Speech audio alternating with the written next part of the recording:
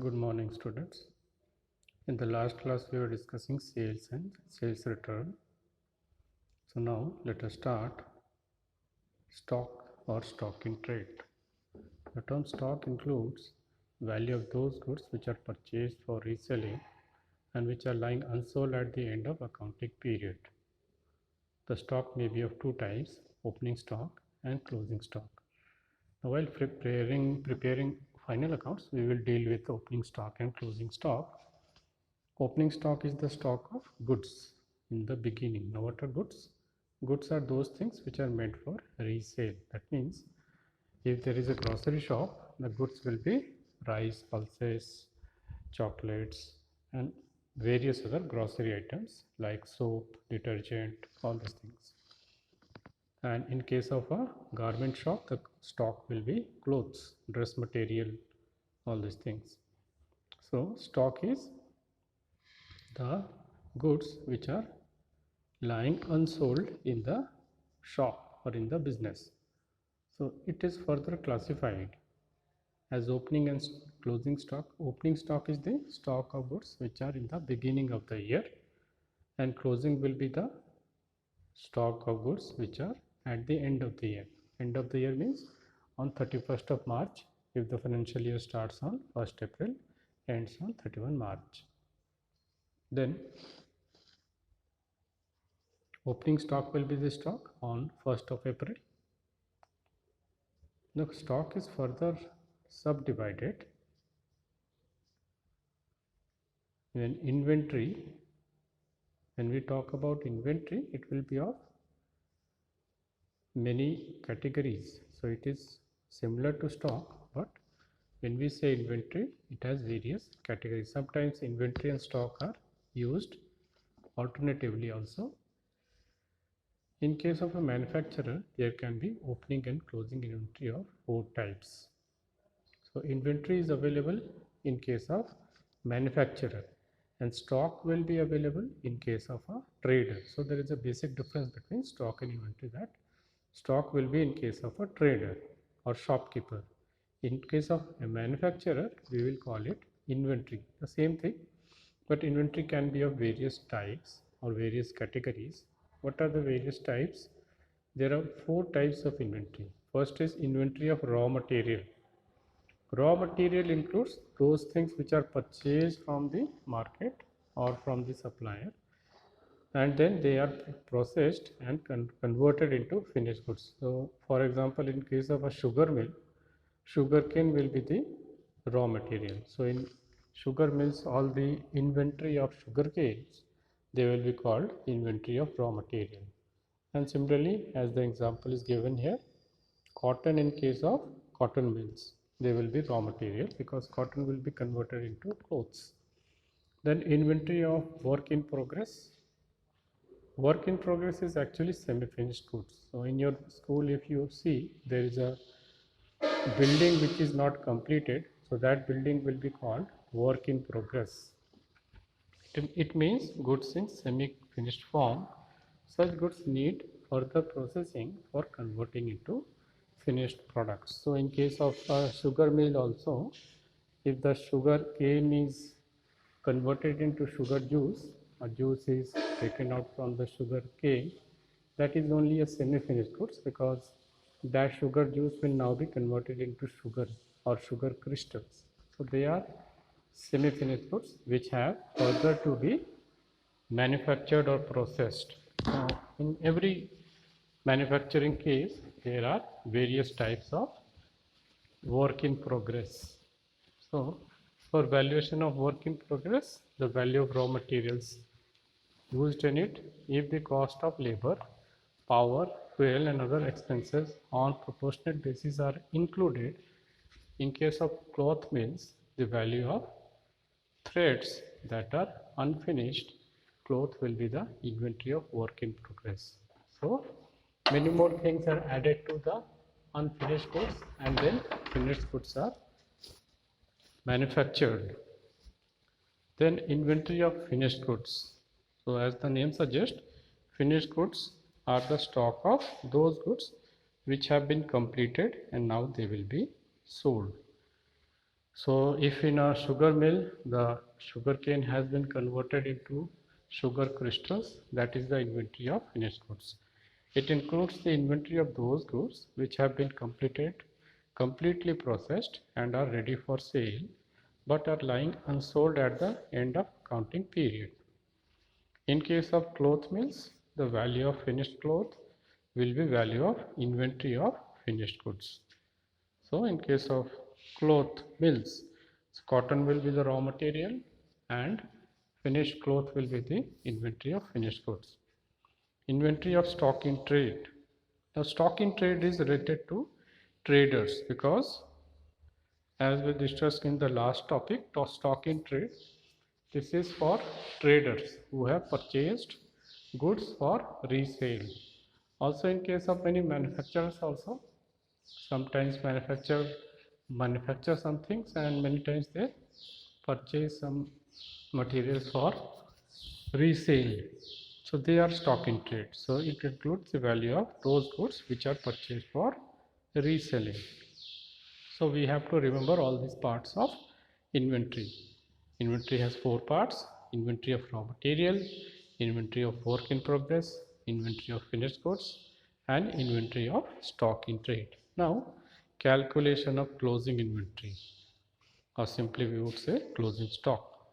To ascertain the value of closing inventory, a complete list of all the items in the godown together with their quantities is prepared. Also, the separate list should be prepared for raw materials, semi-finished goods, finished goods, and stock in trade. Care should be taken that the following goods are not included in the list of inventory. So, in closing inventory, which could be taken? Goods which have been sold but remain undelivered. Sometimes it happens that some purchaser or customer has purchased goods from us, but they have not taken the delivery. That means the goods which are lying idle at our godown, they are actually the property of somebody else because they have purchased it and they may have paid for it. So that amount will not be included in calculation of closing inventory. Second, goods purchased and received but which have not been recorded in purchase book. So, if you have not recorded the goods that have been delivered by some supplier, if you have not recorded in the purchase book, they do not form the part of your inventory. So, that can also be discarded, or that will not be recorded in the closing inventory or even open inventory. Following goods should be included in list of inventories. So these are for removing your confusion only. So which can be or which should be included in the list of inventories. Number one, goods sent to customers on sale or return basis. Now what is sale or return basis? Sometimes it happens that you have very good regular customer and you give some special services to that regular customer. Sometimes you send some materials to that regular customer and say that if you like it, you purchase it, and if you don't like it, you return that. So suppose you are a garment seller or trader, so in that case it may happen that to some special customer you will say that I am sending you many saris, 10-15 saris, and out of those you purchase that you like, and if you don't like, you return that. So all the 15 saris that you have sent to that particular customer, that will be included in your closing stock because they have not confirmed the purchase of that or those saris. They will only purchase few out of them, may purchase 2 or 3 out of those 15 saris. So all those 15 saris that you have sent, that may not be kept in your godown, but on 31st March they will be included in your closing inventory. Then number two, goods sent to the agents for sale would remain lying with them as unsold. So sometimes it happens that a company or business sells its goods through the agents or salesmen. They go to various customers door to door and sell the materials, and those materials are kept in their bag. So If they have not sold, obviously they will be going to the market on daily basis, and many times it happens that the unsold material is kept in their bag, and at night they will go at home. So obviously they will not deliver the goods to the business or the office. So in that case, the goods that are kept with the salesman, they will be included in the closing inventory. So on 31st March, if those salesmen have gone to their houses with all the unsold material, they will also be included in the closing inventory. Now this line is also very important. It should always be kept in mind that inventory is valued at cost price or realizable value, whichever is less. So you should underline this line in your book. Inventory is valued at cost or realizable value, whichever is less. What does this mean? This means that the inventory which you have purchased at some price, it may happen that the realizable value, that means the sales price of that inventory, may not be higher than the cost price. For example, if you are a mobile phone vendor, you suppose purchase a mobile phone for rupees 5,000 and sell that phone for rupees 7,000. Normally you will have a profit of 2,000. Sometimes it may happen that the technology becomes old. So in case of black and white phones, many times it may have happened, or in case of black and white TV. So when the sellers have purchased the stock of this black and white TV or black and white mobile phone, they have kept in their shop, but suddenly the technology changed and they could not sell those TV or mobile phones.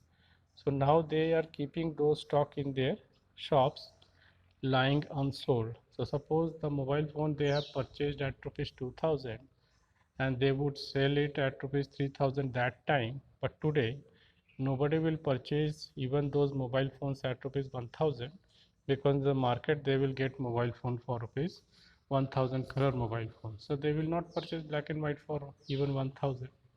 So the value of the inventory that is kept in their shops will now be less than 2000 that they have purchased. So suppose black and white mobile phone was purchased by the shopkeeper from the wholesaler at 2000. Now they will be valued at something like 500 or 600. So this is the meaning of this line. It means that the value of inventory will be cost price or realizable value, whichever is less. And if the realizable value is more than cost price, then obviously it will be recorded at cost price. Next, distinction between stock and inventory. Stock refers only to the value of goods, those goods which are purchased for reselling and which are lying unsold at the end of the accounting period, whereas the inventory is a wide term which includes stock also. Thus, the inventory includes the following. So, inventory is a wider term and stock is a narrow term. Inventory will include inventory of raw material, inventory of semi-finished goods, inventory of finished goods, and inventory of stock. So stock is only a part, inventory is greater than stock. So stock is part of inventory. Next, let us come to the topic trade receivables. Trade receivables refer to amount receivable on account of sale of goods or services rendered by the company in normal course of business. That means these are the amount that you will receive in future. Examples of trade receivables are debtors and bills receivables. So if you add the value of debtors plus bills receivable, you will get trade receivables. Next, debtors. Debtors, this particular word is many times used in accounting, so try understand it better. The term debtors refers to those persons or firms to whom goods have been sold or services rendered on credit and payment has not been received from them. They still owe some amount to the business.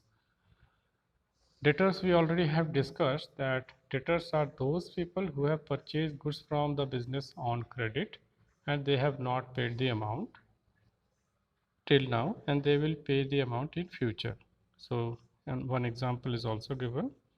If goods worth rupees 50,000 have been sold to Mohan on credit, he will continue to remain the debtor of rupees 50,000 until he pays or makes the full payment. Then bills receivable. Bill of exchange becomes bills receivable for person who draws it and gets it back after its acceptance from the drawee. Thus, bill receivable is an accounting term for bill of exchange drawn on debtors or received by way of endorsement for them. The amount specified in such a bill receivable is a future date. We have also discussed bills receivable that normally on a court stamp paper or on a stamp paper, normally a person makes a promise, thus I will pay such and such amount on this particular date. So if he accepts and if you will receive that particular paper, it will be bills receivable for you because you will be getting money from that person in future. And if you are making promise to somebody to pay the money in future, it will be bills payable for you. And if you are getting a promise from somebody, it is a bills receivable. Trade payables, just opposite of trade receivables. Trade payables, as you know, the amount which has to be paid by the business. Trade payables is the amount payable on account of goods purchased or services taken in normal course of business. So, if you have taken any services or purchased goods from somebody and you make a promise to pay, you are a creditor. And if you promise to pay money to somebody at some particular date, then it is a bills payable for you. And if you add the value of bills payable and creditors, it is trade payables. So trade payables is a broad term which includes both creditors and bills payable. Next is creditors. Creditors are those people who have purchased, who have supplied goods. That means we have purchased goods from those people and we have made a promise to make payment to them in future. So they are the creditors and we are the debtors for them. Bills payable. So as we discussed bills receivable, bills payable is a promise made by us and we are making a promise that we will pay some amount to them in future. So it is a bills payable for us. So just opposite of bills receivable. Next is goods. Goods include all those things which are purchased for resale or which are used for producing the finished products, which are also meant to be sold. So purchased for resale or which are used for producing finished products. That means goods includes raw materials as well as finished goods.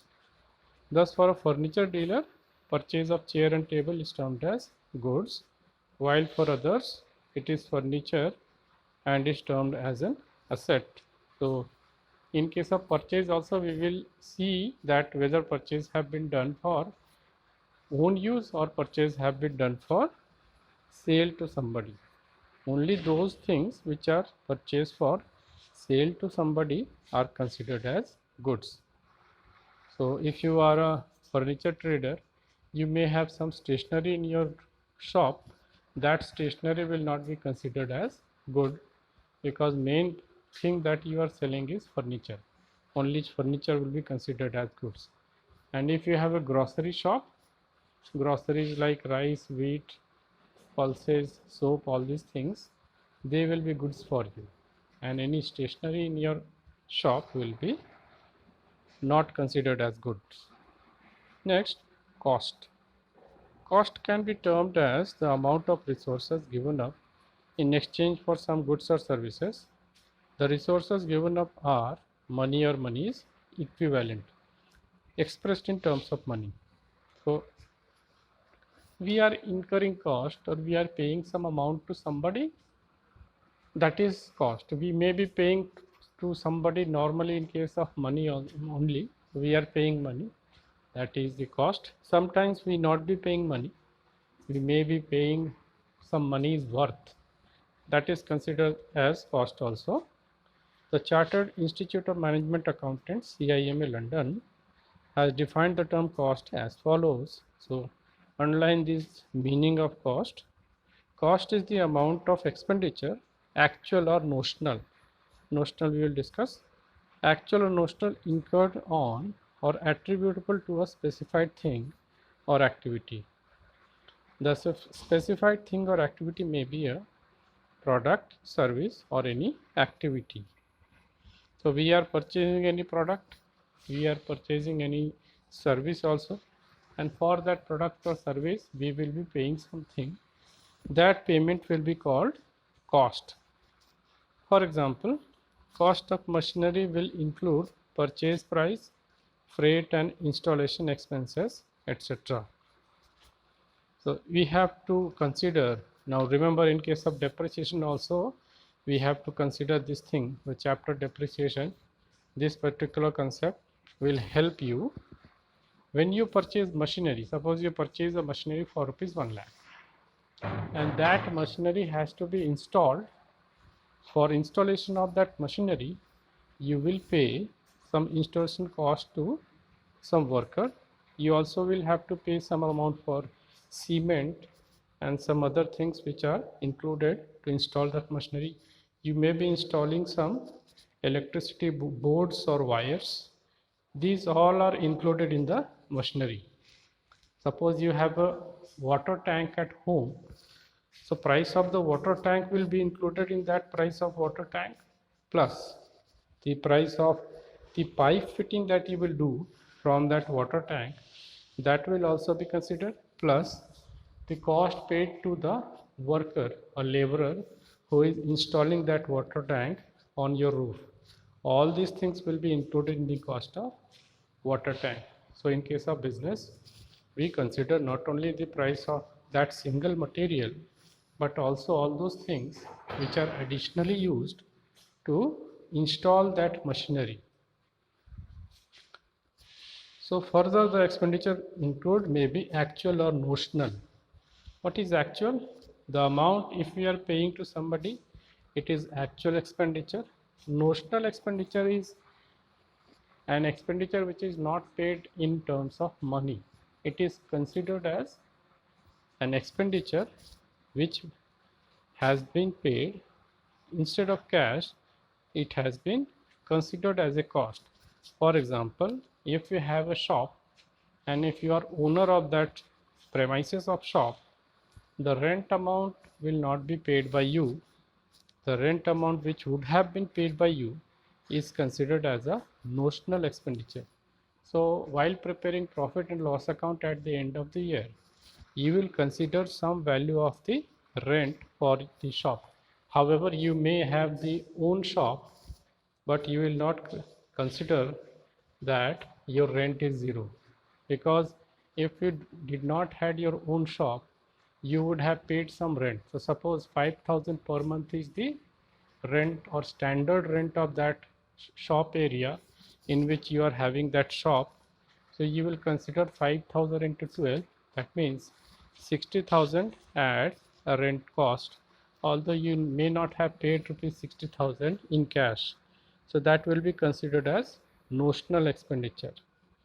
So these are some concept. Or in case of interest also, suppose you are employing money from your own savings, or you have taken money from your father to start the business, that means you are not paying any interest since you have not borrowed the money from any bank.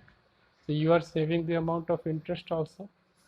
So cost of interest that you have saved is also a notional expenditure. So you will consider that what is the standard rate of expenditure that I would have to pay if I had taken loan from the bank. So suppose you have started business with rupees 1 lakh and standard rate of interest in the market is 10%. So you have to consider rupees 10,000 as interest that you would have paid. So in the profit and loss account, you will write rupees 10,000 at interest in the debit side. So this is the concept of cost. So with this topic, we come to end of this class today, and we will continue to discuss basic accounting terms in the next class. Thank you.